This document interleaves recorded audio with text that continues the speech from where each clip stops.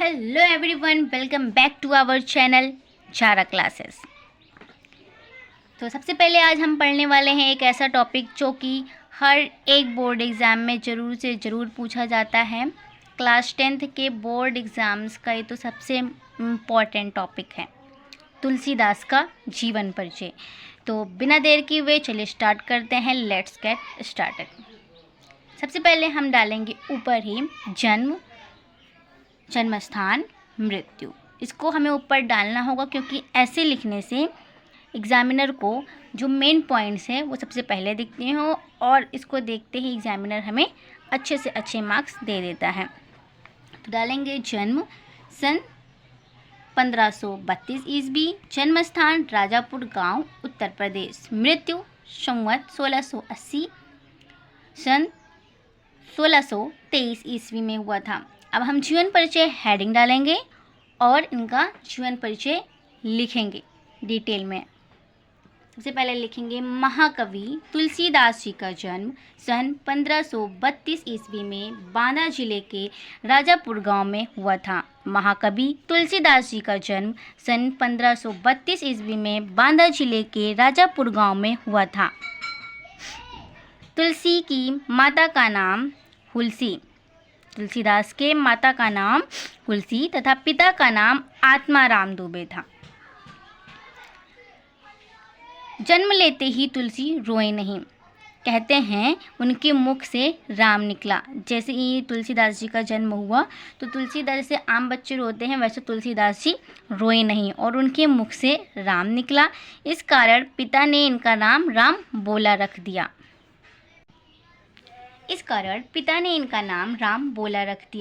इनका जन्म मूल नक्षत्र में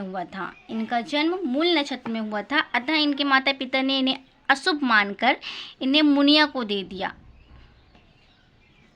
कुछ बड़ा होने पर मुनिया ने, जैसे ही तुलसीदास कुछ बड़े हुए तो मुनिया ने यह बालक महात्मा नर हरिदास को सौंप दिया।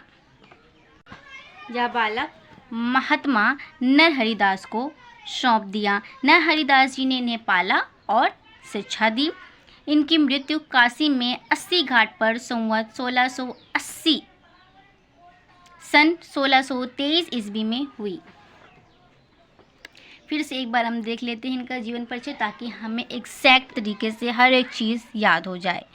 तो जीवन परिचय में हम क्या देखा? महाकवि तुलसीदास जी का जन्म सन 1532 ईस्वी में बांदा जिले के राजापुर गांव में हुआ था। ये हो गया इनका जन्म। अब इनके माता पिता के बारे में देख लेते हैं। तुलसी की माता का नाम हुलसी, आप ऐसे ही याद कर सकते हैं, ठीक। तुलसी की माता का नाम हुलसी तथा पिता का नाम आत्माराम दुबे था। कहते हैं जन्म लेते ही इनके मुख से राम निकला। इसी कारण इनके पिता ने इनका नाम राम बोला रख दिया। इनका जन्म मूल नक्षत्र में हुआ था, अतः इनके माता पिता ने इन्हें अशुभ मानकर मुनिया को दान दे दिया। मुनिया एक दासी थी, उसको दे दिया।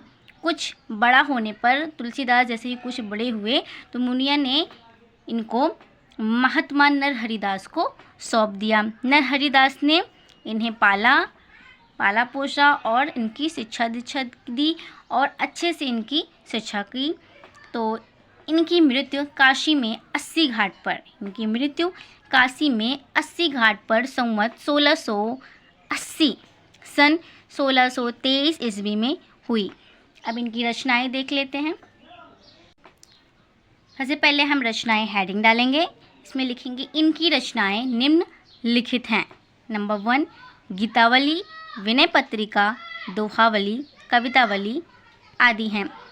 हर एक चीज़ को हमें हेडिंग डालकर ऊपर डालकर बाकायदगी से लिखना है ताकि एग्ज़ामिनर को हर एक चीज़ दिखाई दे और उसको ज़्यादा दिक्कत ना हो और वो पढ़े तुरंत हमें अच्छे से अच्छे marks they they. I hope you understand, बहुत अच्छे से समझ में आया होगा, हर एक चीज़ क्लियर हुआ होगा।